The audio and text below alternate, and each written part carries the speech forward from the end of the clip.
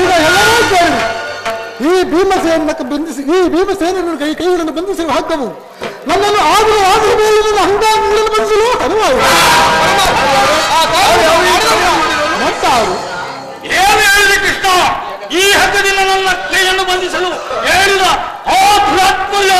ಮತ್ತಾರು ದುರಾಚಾರವಾದ ಆ ದುರ್ಯೋಧನನು ಹತ್ಯೆ ಮಾಡಿದನು. ದುರಾಪಮಾನಿಯಾದ ಆ ತನ್ನ ದುಶ್ಯಾಸನ ಈ ಕಾರ್ಯವನ್ನು ಮಾಡುತ್ತಿಸಿದನು. ಇಂತಹ ಸೌಭಾಗ್ಯವು ಮತ್ತಾರಿಗೂ ದೊರಕುವುದು? ನನ್ನ ಕೈಗಳನ್ನು ಬಿಚ್ಚು. ಈ ನೀಚ ಕೃತ್ಯದಿಂದ ಆ ದುರ್ಯೋಧನನ ದುರಾಭಿಮಾನವು ಶಿಖರವನ್ನು ಮುಟ್ಟಿತು. ನನ್ನ ಪ್ರಿಯ ಬಂಧುವಾದ ಕೃಷ್ಣನನ್ನು, ಯಾರು ಆತ್ಮೀಯನ್ನು, ಆ ಪುಂಡಿಕೌರವನ್ನು ಈ ರೀತಿ ಅಪಮಾನಪಡಿಸಿದನೆ. ಧನಂಜಯ, ಇದಕ್ಕೆ ನಿನ್ನ ಉತ್ತರವೇನು? ಇಷ್ಟು ಮಾತ್ರವಲ್ಲ ಭೀಮಸೇನ, ದುರ್ಯೋಧನನಿಗೆ ಕೊಟ್ಟ ಉತ್ತರವನ್ನು ಕೇಳಿ 5 ಮಾರು ಭೂಮಿಯನ್ನು ಕೊಡಲು ಸಹ ಆತನು ಸಮ್ಮತಿಸಲಿಲ್ಲ. ನೀವು ಸಂಧಿಯನ್ನು ಅಪೇಕ್ಷಿಸುವುದಾದರೆ ಅವರ ಒಳಾಂಗಣದಲ್ಲಿ ಶಸ್ತ್ರಾಸ್ತ್ರಗಳ ಆಸ್ವಾದದಲ್ಲಿ ದೊರಕುವುದಂತೆ. ಈ ಸಂದರ್ಭಕ್ಕೆ ಉತ್ತರ ಇನ್ನೇನಿದೆ ಪರಮಾತ್ಮ? ಇರುವುದೊಂದೇ ಉತ್ತರ, ಅದು ಯುದ್ಧ. ಪರಮಾತ್ಮ, ನಿಮ್ಮ ಪ್ರಯತ್ನವನ್ನು ವಿಫಲವಾಗಿ ಯುದ್ಧವು ಮುಂದೆ ಬಂದು ನಿಂತಿದೆ. ನಾನು ಕೂಡ ಈ ಯುದ್ಧವನ್ನು ಎಂದಿಗೂ ಅಪೇಕ್ಷಿಸಿದವನಲ್ಲ. ಸಂಧಿಗಾಗಿ ಸರ್ವ ಪ್ರಯತ್ನವೂ ನಡೆದು ವಿಫಲವಾಗಿದೆ. ಈಗ ಯುದ್ಧವು ಅನಿವಾರ್ಯ ಪರಮಾತ್ಮ. ದೇವಿ, ನನ್ನ ಕೈಗಳನ್ನು ಬಿಚ್ಚು. ಬೇಡ, ಯಾರು ಬಿಚ್ಚಿರುವುದೇವೆ? ನಾನೇ ಬಿಚ್ಚಿಕೊಳ್ಳಲು.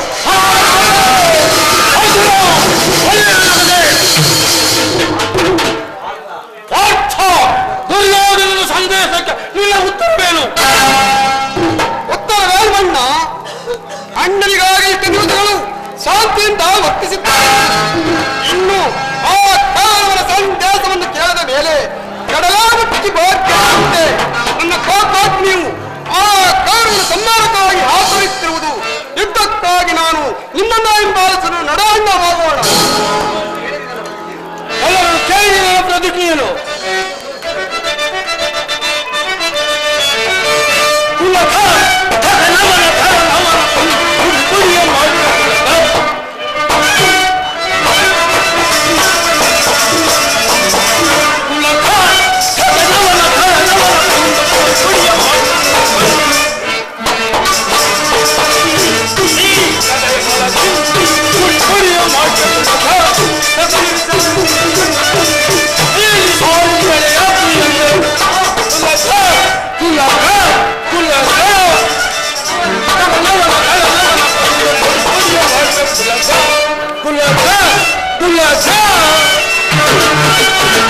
ಏನು ಮುಚ್ಕೊಂಡು ನಡ್ಕೊಬರ್ತೀಯ?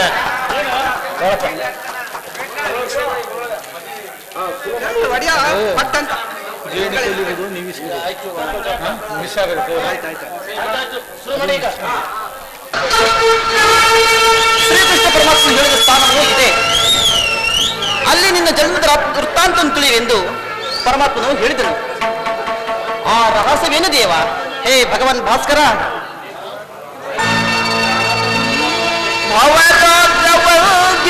ಶ್ರೀ ಸೂರ್ಯ ನಮೋ ಭವಜನ್ಮಧಾತನ ನಿನಗೆ ನಮೋ. ಹೇ ಭಗವಾನ್ ಭಾಸ್ಕರ,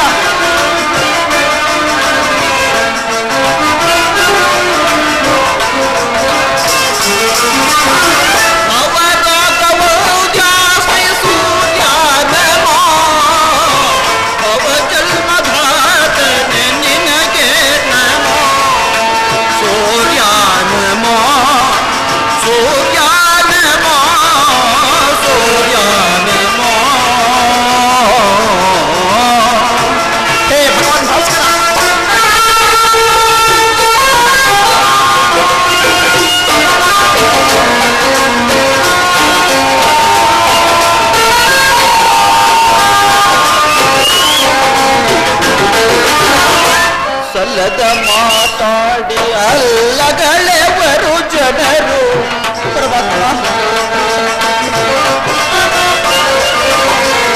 ಸಲ್ಲದ ಮಾತಾಡಿನಲ್ಲಗಳೆವರು ಎಲ್ಲಿ ಹೋದರು ಹೀನ ಕುಲದವರು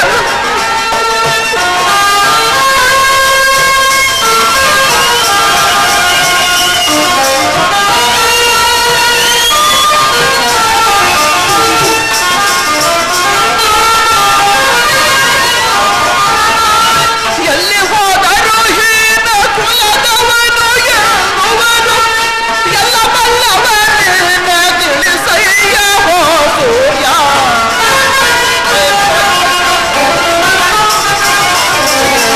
ಎಲ್ಲ ಬಲ್ಲವನೇನ ತಿಳಿಸಯ್ಯ ಹೋ ಸೂರ್ಯ ಸೂರ್ಯಾದಮೋ ಸೂರ್ಯಾದಮೋ ಸೂರ್ಯಾದಮೋ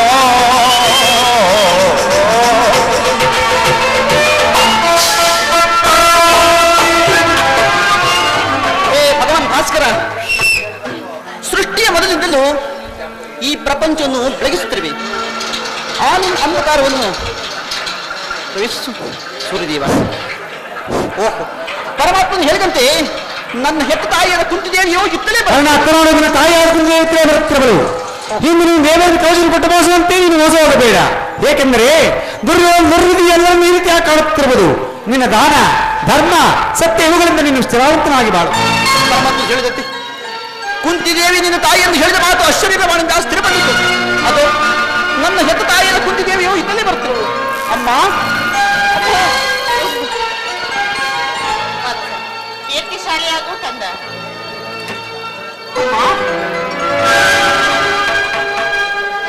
ಹುಟ್ಟಿದ ಕೂಡಲೇ ನನ್ನನ್ನು ಗಂಗಾದಲ್ಲಿ ತೇಲಿ ಬಿಸಾಡಲು ನಾನು ನಿನಗೆ ಮಾಡಿದ ಅಂತಹ ಅಪರಾಧವೇನು ತಾಯಿ? ಕಾಡಿನಲ್ಲಿರುವ ಕ್ರೂರ ಮೃಗಗಳು ಕೂಡ ತಮ್ಮ ತಮ್ಮ ಮರಿಗಳನ್ನು ಎಷ್ಟೋ ಪ್ರೀತಿಯಿಂದ ಕಾಪಾಡುವರು. ಹೀಗಿರುವಲ್ಲಿ ಇಷ್ಟು ದಿನಗಳ ಮೇಲಾದರೂ ಮಗನ ನೆನಪು ಬರ್ತಿರಲಿಲ್ಲ, ಕರುಣೆ ತೋರಿರಲಿಲ್ಲ. ಅಮ್ಮ, ಈ ಉಪಕಾರದ ಋಣವನ್ನು ನಾನು ಹೇಗೆ ತೀರಿಸಲಿ ತಾಯಿ?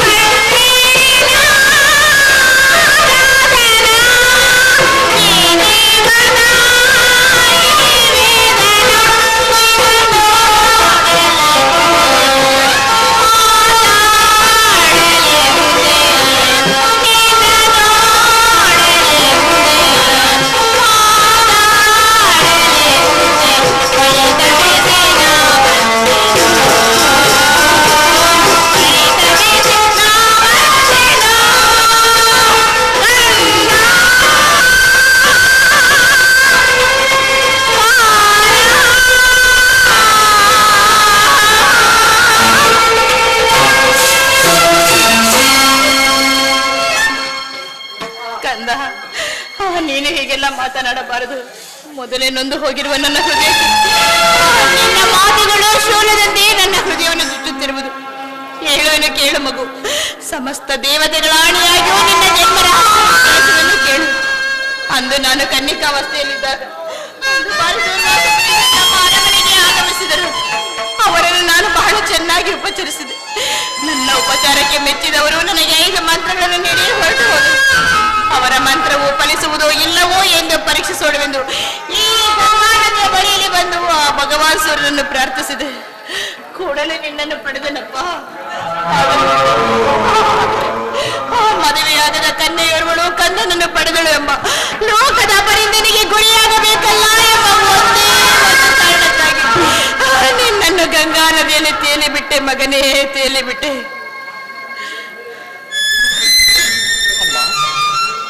ಪೂಜ್ಯನಾದ ನೀನು ಹೀಗೆಲ್ಲ ಮಾತನಾಡಬಾರದು. ಬಾಲಕನಾದ ನನಗೆ ಶ್ರೇಷ್ಠಕರವಲ್ಲ. ಕಂದ ಕಂದ ಅದು ಗಾಳಿ ಹೋಯಿತು. ಈಗಲೂ ಸಹ ಕಾಲವು ಮಿಂಚಿಲ್ಲ ಮಗನೇ. ವೈರಿಗಳಾದ ಆ ಕೌರವರಲ್ಲಿ ಸರಿ ಪಾಂಡವರಿಗೆ ಕೆಳತನ ಅರಸಬೇಡ. ಅವರಲ್ಲಿ ವೈರತ್ವವನ್ನು ಕಳೆಯಪ್ಪ, ಅವರಲ್ಲಿ ವೈರತ್ವವನ್ನು ಕಳೆಯಬಹುದು. ಹೀಗೆ ನಡೆಯಬೇಕೆಂದು ದೈವ ಸಂಕಲ್ಪ ಇರುವಾಗ ಅದನ್ನು ಮೀರಿ ನಡೆಯಲು ಯಾರಿಗೂ ಸಾಧ್ಯವಿಲ್ಲ ತಾಯಿ.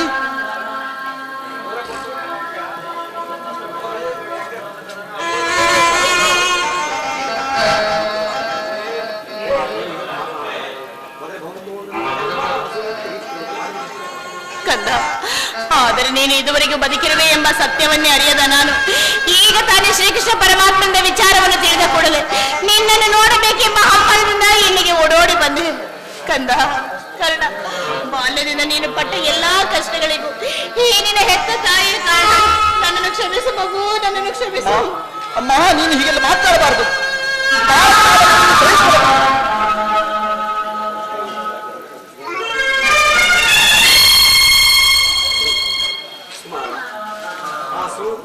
ಕಂದ ಕರ್ಣ, ಇದುವರೆಗೂ ನಿನಗೆ ಈ ವಿಚಾರವನ್ನು ತಿಳಿಸದೇ ಇದ್ದಿದ್ದರಿಂದ ಈ ವಿಚಾರವು ನಿನಗೆ ತಿಳಿಸಲಾಗಲಿಲ್ಲ ಮಗನೇ.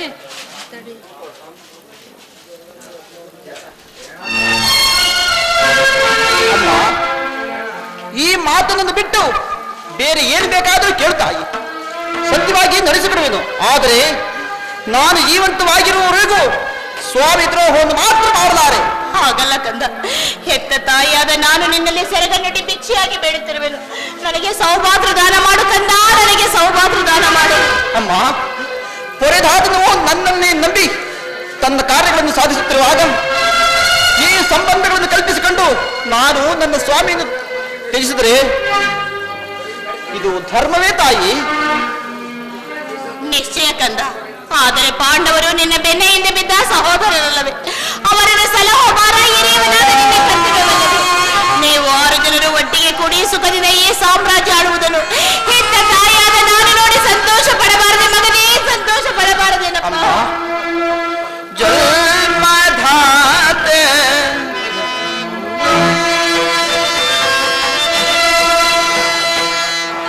ಜನ್ಮಧಾತೆ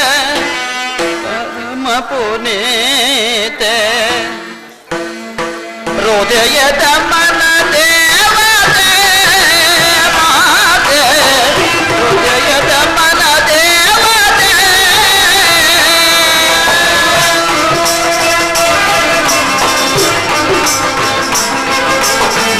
ಜನ್ಮಧಾತೆ ಪರಮ ಪುನೀತೆ ಹೃದಯದ ಮನ ದೇವತೆ ಮಾತೆ, ಹೃದಯದ ಮನ ದೇವತೆ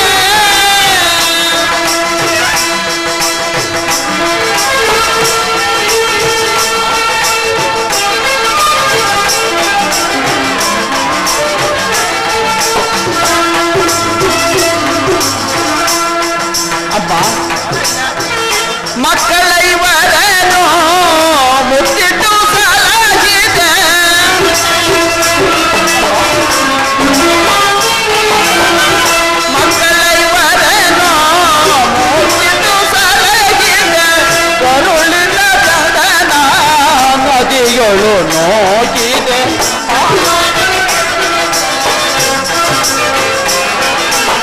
ಕರುಳಿನ ಗಗನ ನದಿಗಳು ನೋಗಿದೆ ಈ ಅಪಮಾನವ ಸಹಿಸಲಾರೆ.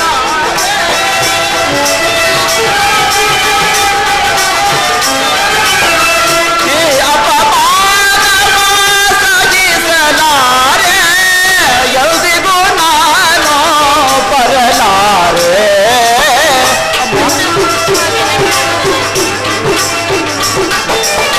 ಯಾವುದಿಗೂ ನಾನು ಬರಲಾರೆ. ಜನ್ಮಧಾತೆ ಪರಮ ಪುನೀತೆ ಹೃದಯದ ಮನ ದೇವತೆ ಮಾತೆ ಹೃದಯದ ಮನ ದೇವತೆ ನೀಯನ್ನ ಕರೆದರು ನಾ ಬರಲಾರೆ.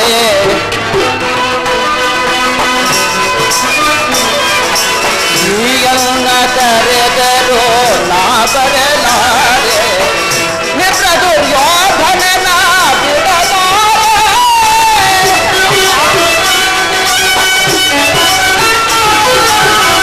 ಮಿತ್ರ ದುರ್ಯೋಧನನ ಬಿಡಲಾರೆ. ವೈರಿ ಪಾತನ ಶಿರವ ಉಳಿಸಲಾರೆ.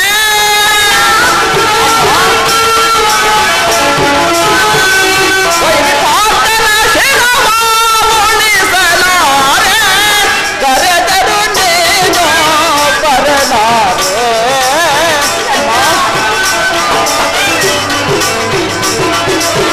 ಕರೆದರು ನೀನು ಬರಲಾರೆ.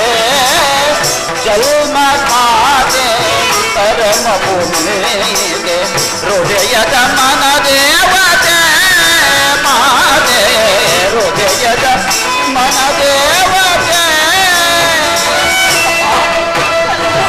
ಅಂತಹ ಭಾಗ್ಯವು ಈ ಪಾಪಿಗೆ ಎಲ್ಲಿರುವ ತಾಯಿ? ಶ್ರೀಕೃಷ್ಣ ಪರಮಾತ್ಮನು ಪಾಂಡವರು ಮಮ ಪ್ರಾಣರಹಿತ ಆಗಿರುವಾಗ ಆತನೇ ಅವರನ್ನು ಕಾಪಾಡದಿದ್ದ ಮೇಲೆ ಮತ್ತಾರಿಗೆ ಸಾಧ್ಯ ತಾಯಿ? ಕಂದ, ಚಿಂತಿಸದೆ ಹೇಗಿರಲಿ ಮಗನೇ. ಆ ಸುಯೋಧನನು ಲೋಕೈಕ ವೀರನಾದ ನೀನು ಪಾಂಡವರಲ್ಲಿ ದ್ವೇಷವನ್ನೇ ಇಟ್ಟಿರುವಾಗ ನಾನು ಭಯಪಡದೆ ಹೇಗಿರಲಿ ಕಂದ. ಕರ್ಣ, ಪಾಂಡವರೊಡನೆ ಕೂಡಿ ಬಾಳುವ ಇಚ್ಛೆ ನಿನಗಿಲ್ಲದಿದ್ದರೆ ಹೋಗಲಿ. ಯುದ್ಧದಲ್ಲಾದರೂ ಪರಾರ್ಮುಖನಾಗಲಾರೇನಪ್ಪ, ಪರಾರ್ಮುಖನಾಗಲಾರೆ. ಅಮ್ಮ, ಈ ಕರ್ಣನು ಅಂತಹ ನೀಚನಲ್ಲ. ಪೌರುಷ ಇರುವವರೆಗೂ ನನ್ನ ಸ್ವಾಮಿಗಾಗಿಯೇ ಬರೆಯುವುದು.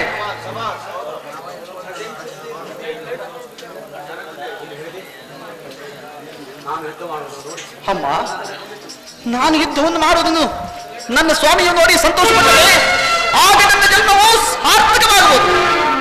ಅಮ್ಮ, ಅರ್ಜುನನಿಂದ ನಾನೇ ಮೃತನಾಗಲಿ, ಕಂದ, ನನ್ನಿಂದ ಅರ್ಜುನನೇ ಮೃತನಾಗಲಿ. ಪರಮಾತ್ಮ, ನಿನಗೆ ನಿನಗೆ 5 ಜನ ಮಕ್ಕಳು ಉಳಿಯುವರು ತಾಯಿ, ನೀನು ಚಿಂತಿಸಬೇಡ.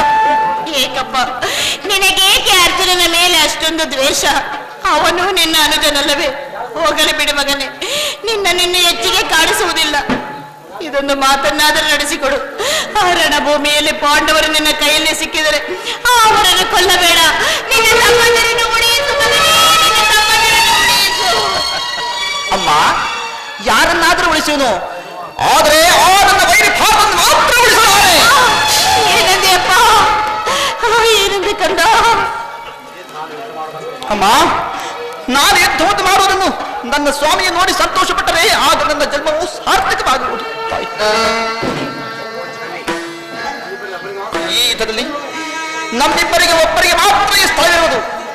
ಅಮ್ಮ, ಅರ್ಜುನನಿಂದ ನಾನೇ ಮೃತನಾಗಲಿ, ಕರ್ಣ, ನನ್ನಿಂದ ಆ ಅರ್ಜುನನೇ ಮೃತನಾಗಲಿ. ನಿನಗೆ 5 ಜನ ಮಕ್ಕಳು ಉಳಿಯುವರು. ನೀನು ಚಿಂತಿಸಬೇಡ. ಅಂತೂ ನಿನ್ನ ದ್ವೇಷವು ಅರ್ಜುನನ ಮೇಲೆ ಅತಿಯಾಗಿ ಇರುವುದು.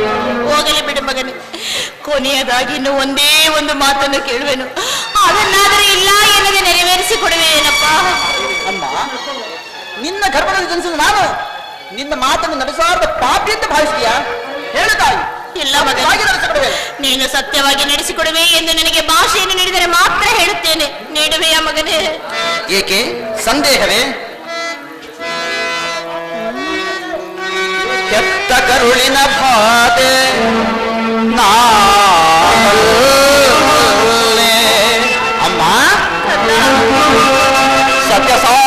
ಕರ್ಮವನ್ ನಾ ಬಿಡಲೊಲ್ಲೆ ಕಟ್ಟ ಕಡೆಯೋಳ್ ಕರ್ಮಧಾದಿಗೆ ಕಾಲಿಡಲೊಲ್ಲೆ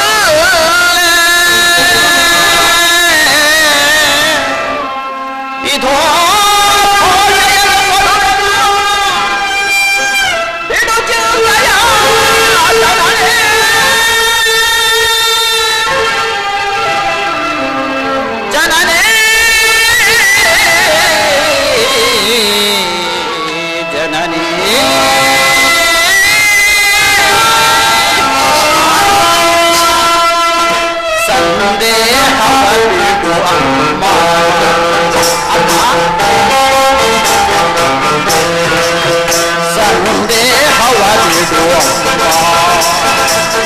ಕರ್ಣನ ಭಾಷೆಯ ಕೇಳಮ್ಮ ಸಂದೇಹವ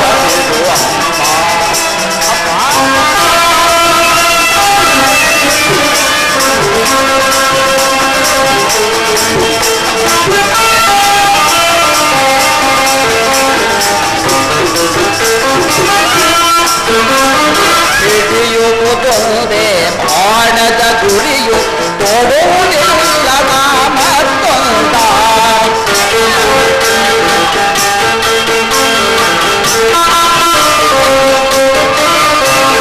ಹಿಡಿಯುವುದೊಂದೇ ಬಾಣದ ಗುರಿಯು ತೊಡುವುದಿಲ್ಲ ಮತ್ತೊಂದ ಆ ಮುಗಿಲೆ ಇಳಿದು ಬರಲಿ ಈ ಹೊರೆಯ ತಿಳಿದು ನಿಲ್ಲಲಿ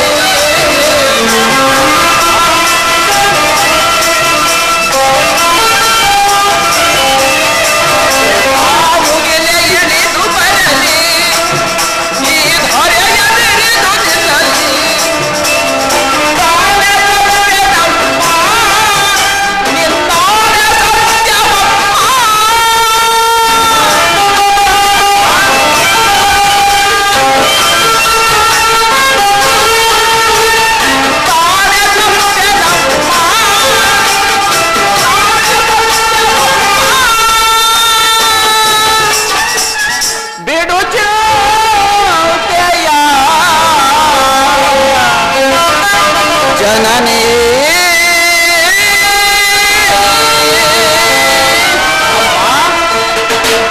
ಸಂದೇಹವ ಬಿಡುವ ಈ ಕರ್ಣನ ಭಾಷೆಯ ಕೇಳಮ್ಮ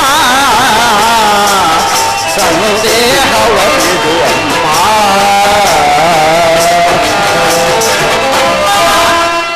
ನಿನ್ನದೊಂದು ಮಾತನ್ನು ನಡೆಸಲಾರದ ಪಾಪಿ ಎಂದು ಭಾವಿಸಿದೆಯಾ? ಸತ್ಯವಾಗಿ ನಡೆಸಿಕೊಡಬೇಕು. ಅದೇನು ಹೇಳ್ತಾಯಿ? ಈ ಪ್ರಪಂಚದಲ್ಲಿ ಆಯುಷ್ಯ ಗಟ್ಟಿಯಿದ್ದವರು ಎಲ್ಲಿಯಾದರೂ ಬದುಕಿಕೊಳ್ಳುವರು. ಹೆತ್ತ ಹೊಟ್ಟೆಗೆ ಅದೇ ಸಂತೋಷ. ನಾನು ಇಲ್ಲಿಗೆ ಬಂದಾಗ ನೂರಾರು ವಾಸನೆಯನ್ನು ಹೊತ್ತು ಬಂದೆ. ನಿನ್ನನ್ನು ನನ್ನೊಡನೆ ಕರೆದುಕೊಂಡು ಹೋಗಬೇಕು. ನೀವು 6 ಜನರು ಸುಖವಾಗಿರುವುದು ನೀ ನನ್ನ ಕಣ್ಣುಗಳಿಂದ ನೋಡಿ ಆನಂದ ಪಡಬೇಕು ಎಂದು. ಆದರೆ ಏನು ಮಾಡುವುದು ಮಗು? ಜೀವಿತದಲ್ಲಿ ನಾವು ಬಯಸುವುದಿಲ್ಲ, ನೆರವೇರುವುದಿಲ್ಲ ಅಲ್ಲವೇ? ಹೋಗಲಿ ಬಿಡು ಕಂದ. ಆದರೆ ಈಗ ನೀನು ನಾನು ಹೇಳುವ ವಿಚಾರವನ್ನು ಬಹಳ ಗಮನವಿಟ್ಟು ಕೇಳು. ನೀನು ರಣಭೂಮಿಯಲ್ಲಿ ಕಾದಾಡುವಾಗ ಅದರಲ್ಲೂ ನೀನು ಅರ್ಜುನನೊಡನೆ ಯುದ್ಧ ಮಾಡುವಾಗ ಅಯ್ಯೋ, ಈ ವಿಷಯವನ್ನು ನನ್ನ ಕಂದನಿಗೆ ಹೇಗೆ ಹೇಳಲಿ? ತಾಯಿ. ಕೃಷ್ಣ ವಾಸುದೇವ, ನನ್ನನ್ನು ಎಂಥ ಧರ್ಮ ಸಂಕಟದಲ್ಲಿ ಸಿಲುಕಿಸಿರುವೆ ಪ್ರಭು. ನನ್ನ ಮಗನಿಗೆ ಹೇಗೆ ಹೇಳಲಿ ಸ್ವಾಮಿ, ಹೇಗೆ ಹೇಳಲಿ? ಕಂದ ಕರ್ಣ, ತೊಟ್ಟ ಮಾಡುವವರ ಬಳಿ ಹಾಕಬೇಡ.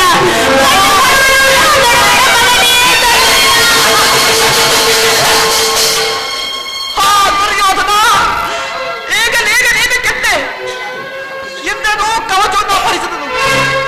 ನಿನ್ನ ಪ್ರಾದೃಷ್ಟಿಗೆ ಬಿದರದು ಬಿಲ್ಲನ್ನು ಬಿರುದು ವಿಷಾದ.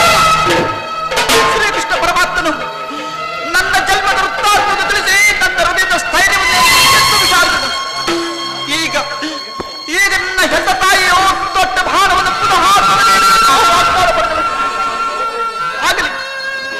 ಆಗಲಿ ಪ್ರಪಂಚ ದೈವ ಎಲ್ಲವೂ ಸಜ್ಜು ಆಗುತ್ತಿರುವುದು.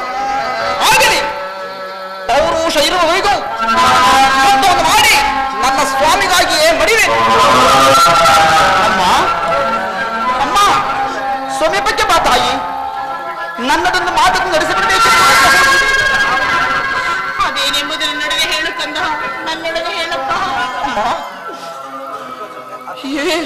ಏ ಯುದ್ಧವು ಮುಗಿಯುವವರೆಗೂ ಅಮ್ಮ, ನಾನು ನಿನ್ನ ಮಗನೆಂಬ ವಿಚಾರವು ಯಾರಿಗೂ ಹೇಳಿಬೇಡ ತಾಯಿ. ದೈವವಶಾತ್ ನಾನೇನಾದರೂ ಈ ಯುದ್ಧದಲ್ಲಿ ಅಮ್ಮ ಮೃತಪಟ್ಟರೆ ಸತ್ಯಸಮ್ಮನಾದ ಧರ್ಮರಾಜನೇ ನನ್ನ ಉತ್ತರ ಕ್ರಿಯಾದಿಗಳನ್ನು ಮಾಡಿಸು ತಾಯಿ. ಅಯ್ಯೋ ದೈವವೇ, ಇಂಥ ಸಂಕಟಗಳಿಂದ ಈ ಸಾಮ್ರಾಜ್ಯ ಉಳಿಯುವುದಾದರೆ ಅಂತ ಸಾಮ್ರಾಜ್ಯವೇ ಹಾಳಾಗಿ ಹೋಗಲಿ, ಅಂತ ಸಾಮ್ರಾಜ್ಯವೇ ಹಾಳಾಗಿ ಹೋಗಲಿ.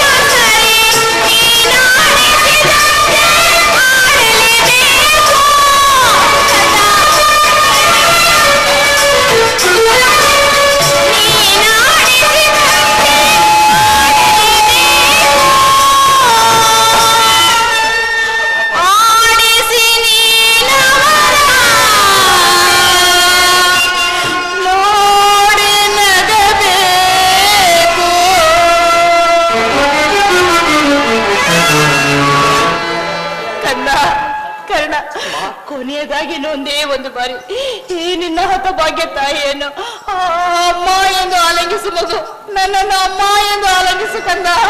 ಅಮ್ಮ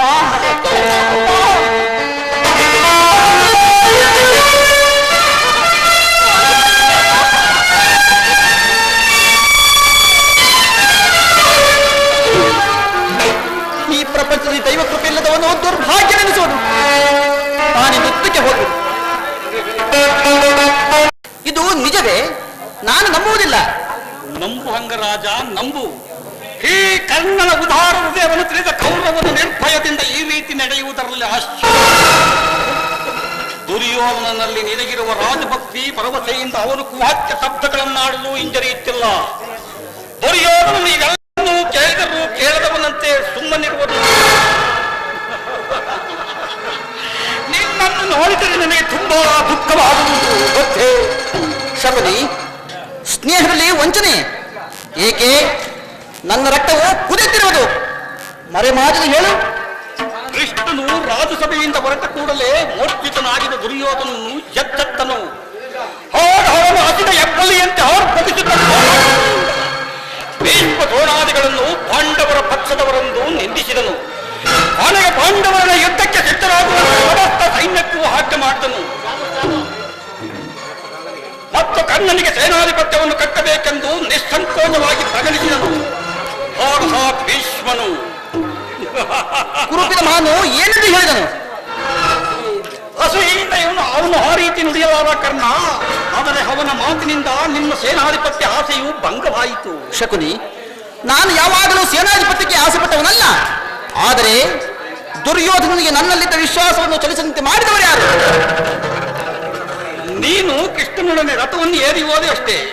ಭೀಷ್ಮನ ವಿಚಾರವನ್ನು ತಂತ್ರಿಯಾದ ಕೃಷ್ಣನ ಸವಿನುಡಿಗಳಿಗೆ ನೀನು ಮತನಾದೆಯೋ ಏನೋ ಎಂದು ಅವನ ಸಂದೇಹ. ಗುರುಕುಲದ ಅರಸರು ಕರ್ಣದ ಸ್ವಾಮಿನಿಷ್ಠನ್ನು ತಿಳಿದಿಲ್ಲವೇ? ತಿಳಿದಿರುವರು ಕರ್ಣ, ಆದರೇನು ಮಾಡುವುದು? ನಿನಗೂ ಕೃಷ್ಣನಿಗೂ ನಡೆದ ಮಾತಿನ ರಹಸ್ಯವನ್ನು ತಿಳಿಯದ ಹೊರತು ನಿನಗೆ ಸೇನಾಧಿಪತ್ಯವನ್ನು ಕೊಡಕೂಡದೆಂದು ನಿರ್ಧಾರ. ಇದಕ್ಕೆ ಕಾರಣದ ಭೀಷ್ಮನು ಯಾರಾದರೂ ಆಗಲಿ, ಸಭೆಯಲ್ಲಿ ಮಾತ್ರ ನಿನ್ನನ್ನು ಸೂತನೆಂದು ಈನ ಕುಲದವನೆಂದು ಈ ಹಾಲಿಸುತ್ತಲೇ ಇರುವರು. ಈ ಅಪಮಾನವನ್ನು ಅದು ಹೇಗೆ ಸೈರಿಸುವೆ ಕರ್ಣ? ಹೇಗೆ ಸೈರಿಸುವೆ?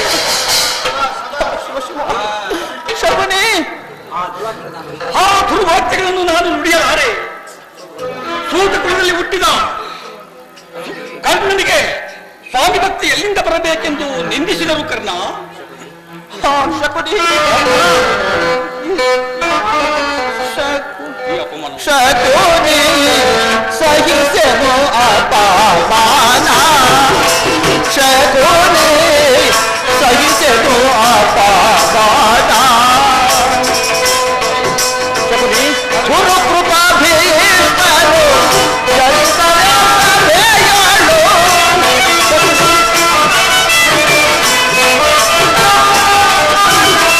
ಗುರು ಕೃಪಾ ಭೀಷ್ಮನು ಜಯಿಸಲೇ ಸಾಧ್ಯಗಳು. ಸಹಿಸಲೆಂದೇ ತನು ಭಯಗಳು ಸರಿ.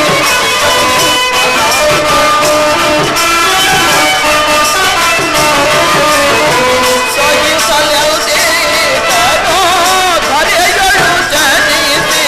ಶಕುನಿ ಸಹಿಸೆನು ಅಪಮಾನ.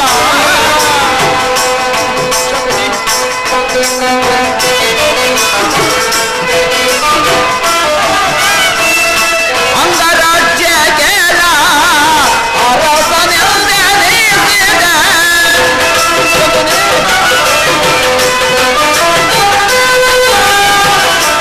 ಅಂಗರಾಜ್ಯ ಗೆಲ ಅರಸನೆಂದೆನಿಸಿದ. ಅಂಗವೈದರೆ ಪುರುಸಭೆಯೊಳಗೆ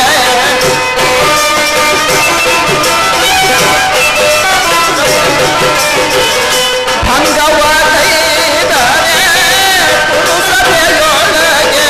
ಶಕುನಿ ಸಹಿಸೆನು ಅಪಮಾನ. ಶಕುನಿ ಸಹಿಸೆನು ಅಪಮಾನ. ಸೂತ್ರದಲ್ಲಿ ಹುಟ್ಟಿದವರು ರಾಜಭಕ್ತರಾಗಬಾರದೆ? ಶಕುನಿ, ನಾನು ಈ ನಿಂದನೆಯನ್ನು ನಾನು ಎಷ್ಟು ದಿವಸ ಸಹಿಸಲಿ?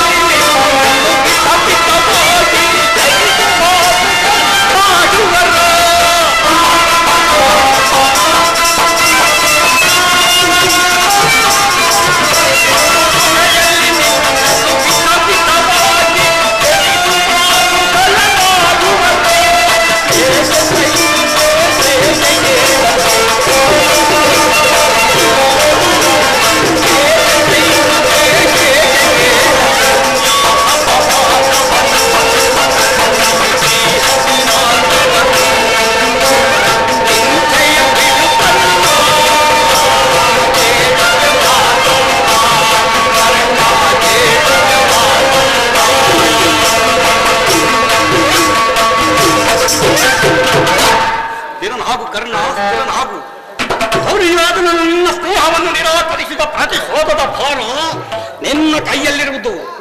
ಹೀಗ ಹೇಳುವನು ಕೇಳು.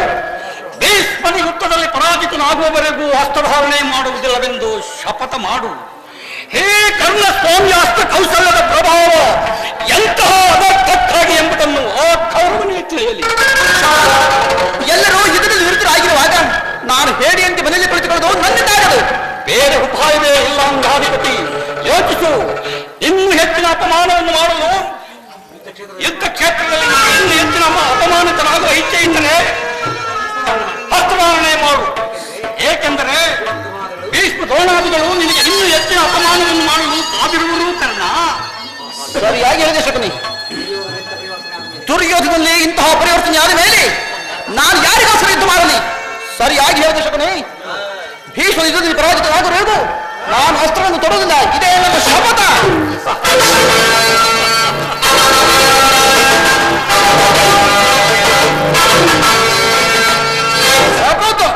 ಶಪಥವೇನು ಪಾಲಿಸಿದ ಏನಾಗಿ ಹೇಳಿದರು ಬಾಂಧು ಎಷ್ಟು ಹೊತ್ತಾಯಿತು?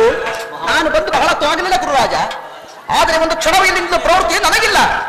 ಎಲ್ಲಿ ಕರ್ಣ ಎಲ್ಲು ನಿನಗೊಂದು ಸಂತೋಷದ ಸುದ್ದಿ ಇರುವುದು. ಅದನ್ನು ತಿಳಿಸುವುದಕ್ಕಾಗಿಯೇ ನಲ್ಲಿಗೆ ಬಂದಿರುವುದು. ಕ್ಷಮಿಸ ಮಿತ್ರ. ಆರ್ಯರ ಮಧ್ಯೆ ಪದದಲಿತರಾಗಿ ಜೀವಿಸುವ ಈ ಸೂತಕುಲದವರಿಗೆ ಸಂತೋಷ ಸುದ್ದಿಯಲ್ಲಿ ಇದು. ನಾನೆಂದು ಬರುವೆನು. ಎಲ್ಲಿ ಕರ್ಣ ಮಾವು ಇದೇನು ಈಗ ಕರ್ಣ ರೀತಿಯ ಬೇರೆ ಆಗಿಲ್ಲ.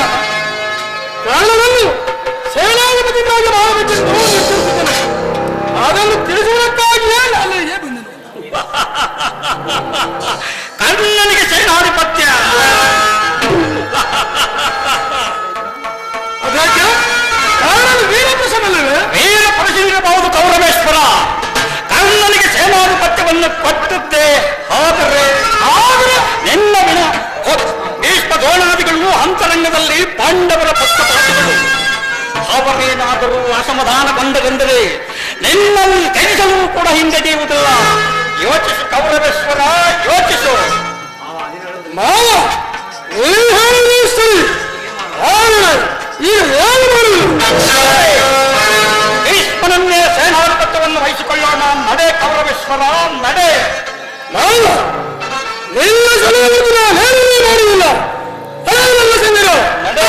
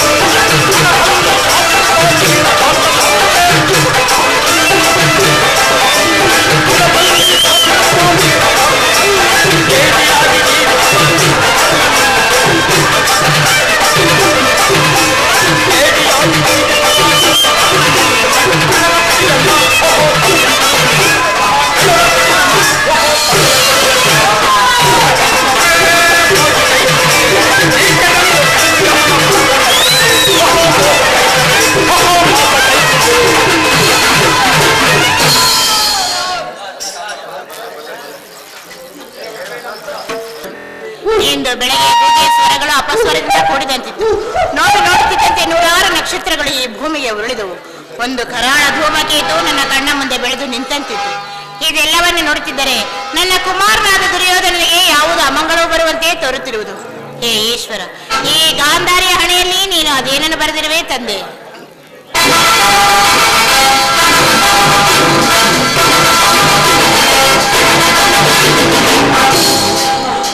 ಅಮ್ಮ, ಯಾರು? ಕುಮಾರನೇ, ಬಾ ಕಂದ. ನಾನ್ ನಿನಗಾಗಿಯೇ ಕಾಯುತ್ತಿದ್ದೇನು. ರಾತ್ರಿ ಎಲ್ಲ ನಿದ್ರೆ ಇಲ್ಲ, ಬೆಳಗು ಅರಿಯುತ್ತಲೇ ದುರ್ನಿಮಿತ ಪರಂಪರೆಗಳು. ಬಾ ಕಂದ, ನನ್ನ ಎದುರಿನಲ್ಲಿ ಮೊಣಕಾಲೂರಿ ಕುಳಿತುಕೋ. ನನ್ನ ಭದ್ರ ಹಸ್ತದಿಂದ ನಿನ್ನ ಮಸ್ತಕವನ್ನು ಸ್ಪರ್ಶಿಸುವೆನು. ಅಮ್ಮ, ನಮಸ್ಕರಿಸುವೆನು.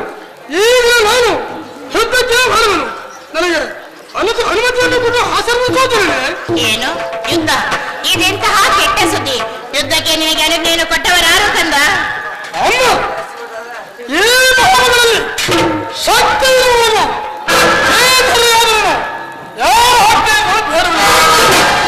ಇಡೀ ಸಮಸ್ತ ಸೈನ್ಯವು ಸನ್ನದ್ಧವಾಗಿರುವುದು ನಿನಗೆ ತಿಳಿಯುವುದೇನು ಮಗು?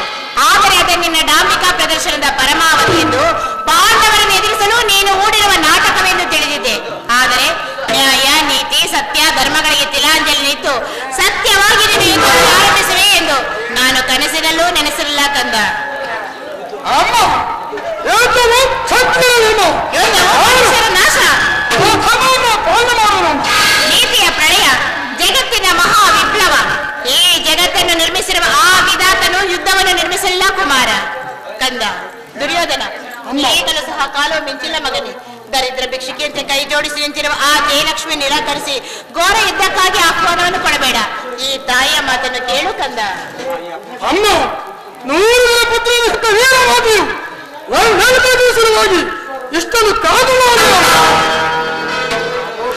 ಅಮ್ಮ, ಈ ಅಗೌರವದ ವಾಕ್ಯಗಳನ್ನು ಕೇಳಿ ಕೇಳಿ ನಾನು ಬೇಸುತ್ತೇನೆ. ಅಮ್ಮ, ಧರ್ಮವನ್ನು ಪಾಲನೆ ಮಾಡುವ. ಧರ್ಮದ ರಹಸ್ಯವನ್ನು ನೀನಿನ್ನೂ ತಿಳಿದಿಲ್ಲ ಮಗು. ನೀನು ಲೋಭಗ್ರಸ್ತರಾಗಿ ಪಾಂಡವರನ್ನು ನಾನಾ ರೀತಿಯಿಂದ ಹಿಂಸಿಸಿದೆ. ಮೋಸದಿಂದ ಪಾಂಡವರ ರಾಜ್ಯವನ್ನು ಅಪಹರಿಸಿದೆ. ತುಂಬಿದ ರಾಜ್ಯಸಭೆಯಲ್ಲಿ ದ್ರೌಪದಿಯ ಸೀರೆಯ ಸೆರೆಗೆ ಕೈ ಹಾಕಿದೆ. ಸ್ತ್ರೀಯಿಂದ ಜನ್ಮಿತನಾಗಿ, ಸ್ತ್ರೀಯಿಂದ ಪಾಲಿತನಾಗಿ, ಕೊನೆಗೆ ಆ ಮಾತೃತ್ವದ ಸ್ತ್ರೀ ಜನ್ಮವನ್ನೇ ನಿನ್ನ ಹೆಣಗಾಲದ ನಿರಾಕರಿಸಿಕೊಂಡಿದೆ. ಹಠ ಮಾಡಬೇಡ ಕಂದ, ಈ ತಾಯಿಯ ಮಾತನ್ನು ಕೇಳು. ಪಾಂಡವರೊಡನೆ ಸಂಧಿಯನ್ನು ಮಾಡಿಕೊಂಡು ಅವರಿಗೆ ಸೇರಬೇಕಾದ ಅರ್ಧ ರಾಜ್ಯವನ್ನು ಅವರಿಗೆ ನೀಡಿ ಸುಖವಾಗಿ ಬಾಳುವಂತ. ಅಮ್ಮ, ಪಾಂಡವರು ಪಾಂಡವರು ಪಾಂಡವರು ಆ ಪಾಂಡವರು ಮಾಡುವುದು ಸಮ್ಮತವಾಗಿದ್ದರೆ ಆ ಧರ್ಮಕ್ಕೆ ಸದಾನಿಗೆ ಬಿಟ್ಟು ಭಕ್ತಿಯಾದ ಮಾನವನ್ನು ನೋಡುತ್ತಾ ಯಾರಿಗೆ ತಿಳಿದುಕೊಳ್ಳುವುದು ಮಾನವ ಧರ್ಮವಂತರಲ್ಲಿ ಅಲ್ಲ. ಮದುವೆ ಅಥವಾ ನನ್ನಂತ ಸಾಮಾನ್ಯ ಸ್ತ್ರೀಗೆ ಇಂತಹ ಅಪಮಾನವೇನಾಗಿದ್ದರೆ ನಾನು ಏನು ಮಾಡ್ತೀನಿ ಬಲ್ಲೆ. ಈ ಪೃಥ್ವಿಯು ತದುರಕ್ಷವಾಗಿ ನಿಂತರು ಪರಮನ್ನವನ್ನು ನಿರಾಕರಿಸಿ ಅದು ತದುರಿಸಿದಮ್ಮ. ಆದರೆ ಆ ಧರ್ಮ ದುರ್ವೀರನಾದ ಪಾಂಡವರು ಮಾಡುವುದೇನು? ಹೇರಿಯೂ ಒಪ್ಪಲಾಗದಂತ ತಾನು ಸ್ವಭಾವ. ಆದ್ದರಿಂದಲೇ ಅವರನ್ನು ಕಂಡರೆ ನನಗೆ ಇಷ್ಟೊಂದು ದ್ವೇಷ.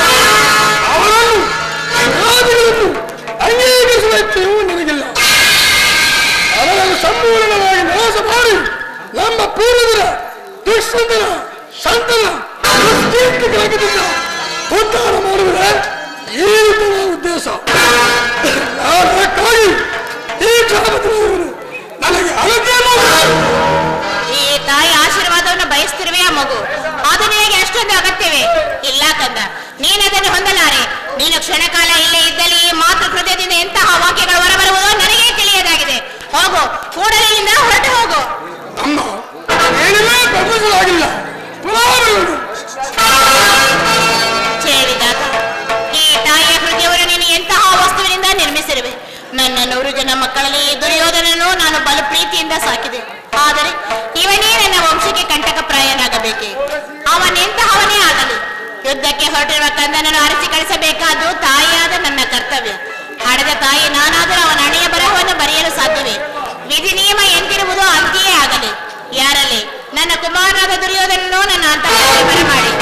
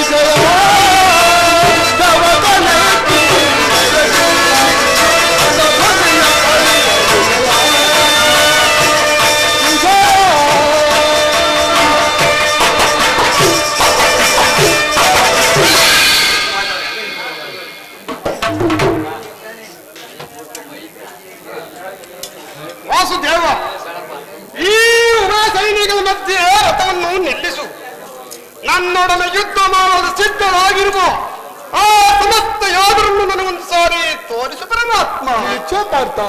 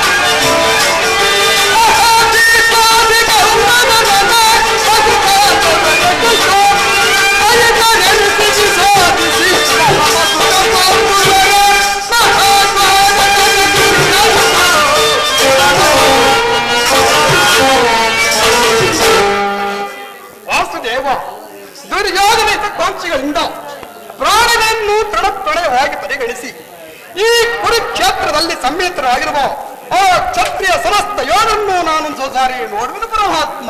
ಪಾರ್ಥ, ಇಚ್ಛೆ ಪಾರ್ಥ. ಪಾರ್ಥ ನೋಡು, ಕೌರವನ ಚಿತ್ರರಂಗ ಬಲಸಮೇತವಾದ ಸೈನ್ಯವು ಪ್ರಚಂಡ ಚಿನ್ನ ಮಾರ್ಗದಂತೆ ಉನ್ಮಿಲಿತವಾದ ಸಾಗರದಂತೆ ಕಾಣುತ್ತಿರುವುದು. ಪಾರ್ಥ ಪರಮಾತ್ಮ ನೋಡು, ಕೌರವೇಶ್ವರನು ತನಗೆ ಪ್ರಿಯರಾದ ತನ್ನ ದುರ್ಯಾಸುರನ ಅಶ್ವರೂಢನಾಗಿ ಸೇನಾರಚನೆಯನ್ನು ಪರಿಶೀಲಿಸುತ್ತಿರುವನು. ಅವನ ಹಿಂದೆ ಸಿದ್ಧರಾಜನಾದ ಶಕುನಿ, ಜಯದ್ರಥನ ಬಲಗಡೆ ಒಂದೇ ವಿಧವಾದ ಚಿತ್ರಚರ್ತಗಳಲ್ಲಿ ಕುಳಿತಿರುವವರೇ ಕೌರವದ 98 ಮಂದಿ ಸಹೋದರರು. ಆ ಸಮೂಹದಲ್ಲಿ ಆತನ ಮಕ್ಕಳು ಸಹ ಕುಳಿತರು. ಅವರ ರಕ್ಷಣೆಗಾಗಿ ದಂಡಧಾರಿಯಾದ ದ್ರೋಣನು ಸ್ವಲ್ಪ ಮುಂದೆ ನಿಂತಿರುವನು. ಆ ಪಾತ್ರದಲ್ಲಿ ವಲ್ಕಲಧಾರಿಯಾಗಿ ಕುಳಿತಿರುವ ಆ ಮಹಾಪುರುಷನೇ ಭೀಷ್ಮನು. ನರಗೂಜಲಿಂದ ತುಂಬಿದವನ ಮಸ್ತಕದಲ್ಲಿ ವಾದ್ಯಗತಿವಾದ ಅಧಿಕಾರ ಮುಗುಟವು ಬೆಳಗುತ್ತಿರುವುದು. ಪಾರ್ಥ, ಆತನೇ ನಿಮ್ಮ ಪಿತಾಮಹರು. ಭರ್ತವಂತ ಕೀರ್ತಿ ಜ್ಯೋತಿ ಯುದ್ಧವನ್ನು ಪ್ರಾರಂಭಿಸುವ ಮೊದಲು ಆ ಮಹಾಪುರುಷನ ಒಂದು ಸಾರಿ ನಮಸ್ಕರಿಸಿ ಪಾರ್ಥ. ಮಾಧವ ಭೀಷ್ಮನ್ ಕುರುಪಿತಾಮಹ, ಇದೋ ಈ ಅರ್ಜುನ ಪ್ರಣಾಮಗಳನ್ನು ಸ್ವೀಕರಿಸು. ನನ್ನ ಜೀವನದಲ್ಲಿ ಇದೆಂತಹ ಸಮಯ. ಈಗ ನನ್ನ ಮನಸ್ಸಿನಲ್ಲಿ ಹುಟ್ಟುತ್ತಿರುವ ಭಾವನೆಗಳನ್ನು ನಿನ್ನೊಡನೆ ತಿಳಿಸಬಲ್ಲನಾದರೆ ಇದೇನು ಅರ್ಜುನನ ಪತನವೋ ಅಥವಾ ಉತ್ಥಾನವೋ? ಪಾರ್ಥ, ಏಕೆ ಏನಾಯಿತು? ಪರಮಾತ್ಮ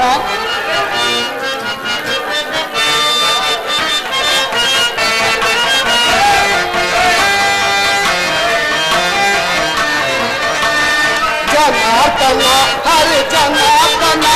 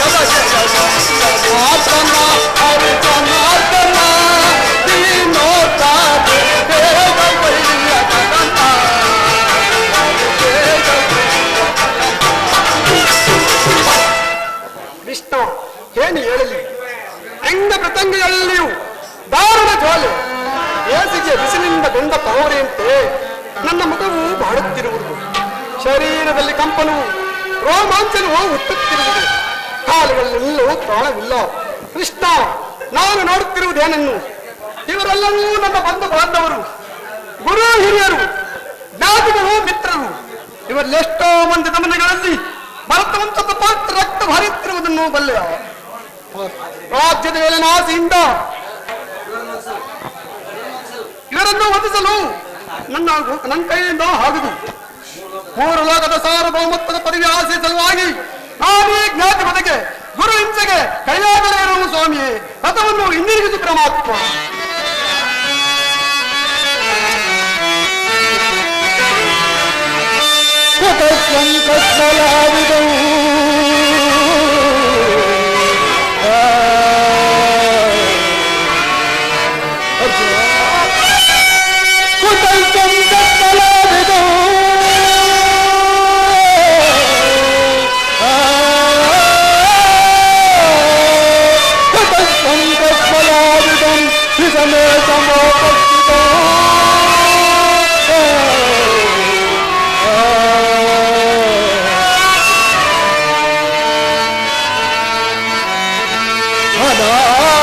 ಜ್ಯೇಷ್ಠನಲಂ ಸ್ವರ್ಗ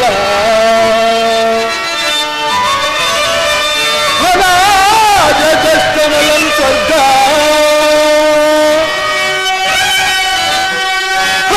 ಜ್ಯೇಷ್ಠನಲಂ ಸ್ವರ್ಗ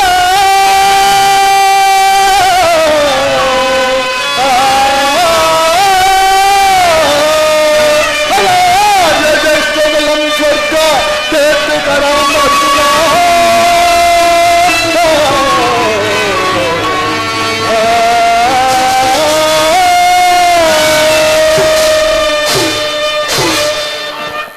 ಅರ್ಜುನ, ಪರಮಾತ್ಮ. ಅರ್ಜುನ, ಇದೇನು ಈ ವಿಷಮಾಂಸದಲ್ಲಿ ನಿನಗಿಂತ ಕಷ್ಟದ ಭಾವನೆ ಹೇಗೆ ಹುಟ್ಟಿತು? ಕ್ಷತ್ರಿಯ ವೀರನಾಗಿ ಅನಾಥನಂತೆ ವರ್ತಿಸುವ ತೆಲಗದ ಸ್ವರ್ಗದ ಭಾಗವನ್ನು ನಿರಾಕರಿಸಿ ನರ್ಕದ ಮಾರ್ಗವನ್ನು ಹಿರಿಯಬೇಡ. ನರನೆಂದು ಹೆಸರಾಗಿ ಏಡಿ ಎಂಬನೆಂದು ನೀನು ಸಹಿಸಲಾರೆ. ಈ ದೌರ್ಬಲ್ಯಗಳನ್ನು ಚೇಸಿ ಯುದ್ಧಕ್ಕೆ ಸಿದ್ಧನಾಗೂ ಪಾರ್ಥ.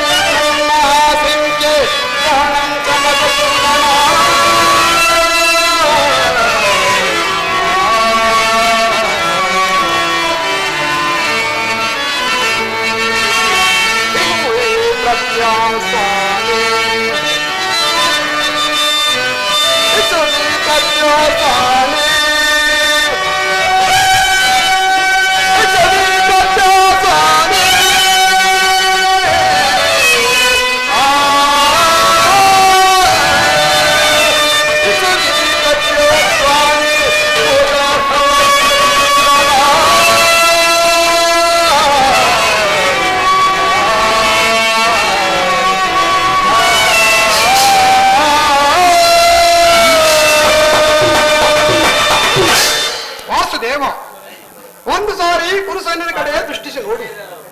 ಭೀಷ್ಮನು ನನ್ನ ಪೂಜ್ಯ ಪಿತಾಮಹರು, ಆಚಾರ್ಯ ದ್ರೋಣರು, ಅಸ್ತ್ರ ಶಿಕ್ಷಣವನ್ನು ಕಲಿಸಿಕೊಟ್ಟ ಗುರುಗಳು, ಪೂಜಾರ್ಥರಾದ ಇವರ ಮೇಲೆ ಬಾಣವನ್ನು ನೋಡುವುದೇ. ಗುರುವದೆಯಿಂದ ಲಭಿಸುವ ಸಂಪತ್ತಿಗಿಂತ ಭಿಕ್ಷಾಂತಿಯೇ ಶ್ರೇಷ್ಠಕರವಲ್ಲವೇ?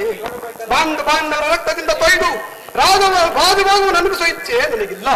ಸದರ್ವದಿಯು ನನಗೆ ಸಮ್ಮತವಲ್ಲ.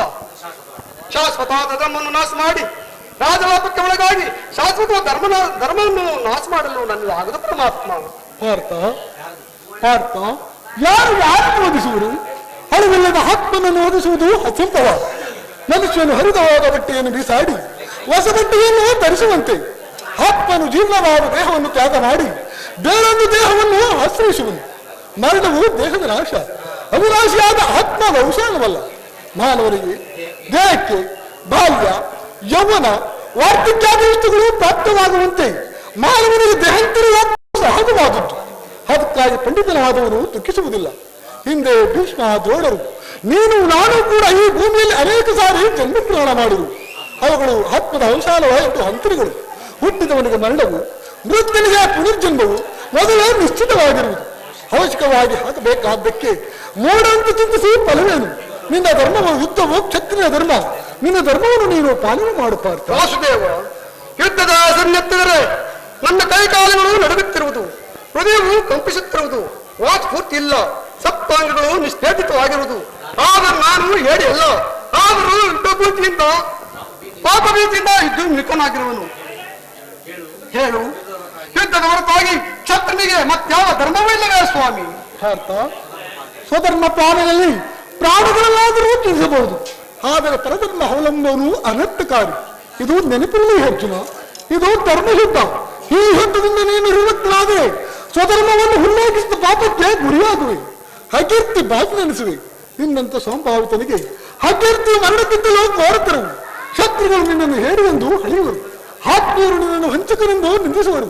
ಆದ್ದರಿಂದ ಈ ಮನೋವಿಕಾರವನ್ನು ಬಿಟ್ಟು ಸ್ವಧರ್ಮವನ್ನು ಪಾಲನೆ ಮಾಡುತ್ತಾರೆ. ಪರಮಾತ್ಮ, ಈ ಯುದ್ಧದಲ್ಲಿ ನನ್ನ ಕರ್ಮವೇನು?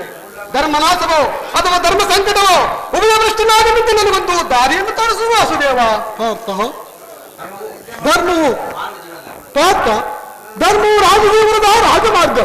ನೀನೀಗ ಕರ್ಮತತ್ವರಾಗು. ಫಲಾಫಲಗಳನ್ನು ಚಿಂತಿಸದೆ ನಿರ್ದಿಷ್ಟ ಕರ್ಮವನ್ನು ಆಚರಿಸು. ಏಕೆಂದರೆ ಮಾನವನ ಕರ್ಮಕ್ಕೆ ಮಾತ್ರ ಅಧಿಕಾರ, ಫಲವು ಅವನ ಅಧೀನವಲ್ಲ.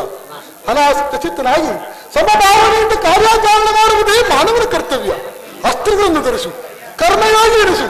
ಇಹದಲ್ಲಿ ಕೀರ್ತಿಯನ್ನು, ಪರದಲ್ಲಿ ಸ್ವರ್ಗವನ್ನು ಪಡೆಯುವೆ.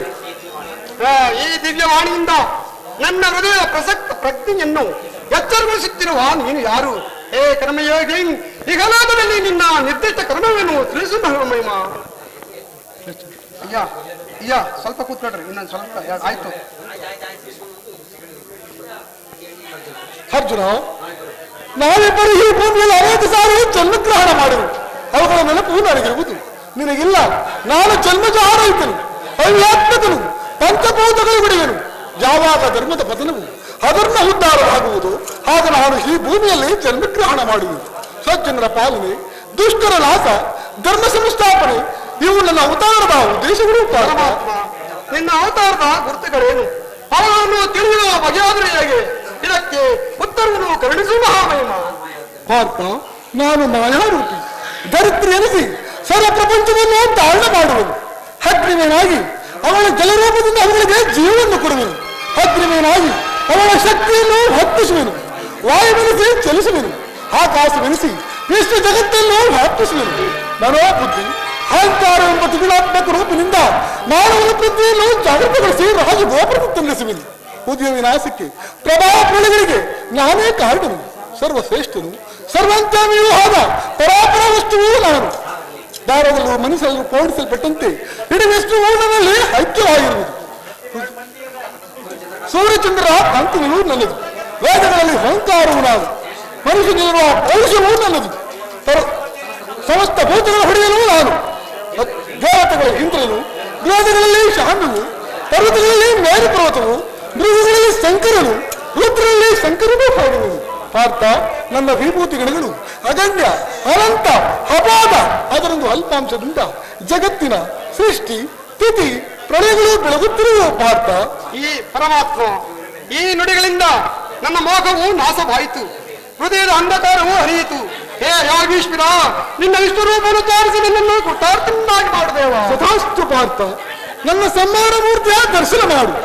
ಕರಾರಕಾರ ಸ್ವರೂಪವೂ ನಾನು. ಕುರುಕ್ಷೇತ್ರದಲ್ಲಿ ಸಮ್ಮಿಳಿತರಾಗಿ ಹೋದರನ್ನು ಒಂದೇ ಸಾರಿಗೆ ಅಪಹಾಸ್ಯ ಮಾಡಿ ನನ್ನ ಉದರದಲ್ಲಿ ಧರಿಸಿಕೊಳ್ಳುವುದು. ನೀನು ಬ್ರಹ್ಮಾತ್ರಕ್ಕೆ ಸಾಹಿತ್ಯನಾಗು. ಯುದ್ಧದಲ್ಲಿ ಜಯಶಾಲಿಯಾಗಿ ಕೀರ್ತಿಯನ್ನು ಗಳಿಸುವೆ. ಯದಾ ಯದಾ ಧರ್ಮಸ್ಯ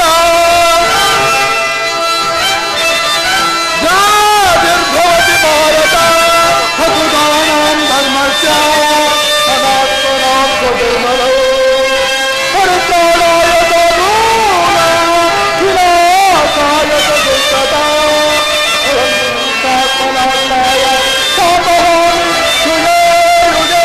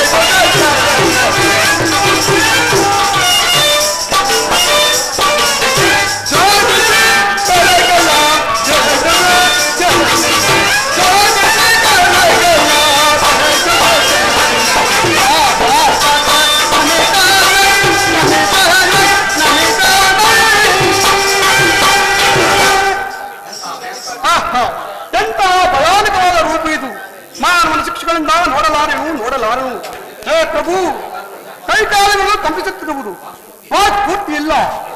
ಕರುಣಾಮಯನೇ, ನಿನ್ನ ಸೌಮ್ಯ ರೂಪವನ್ನು ಧಾರಣೆ ಮಾಡಿ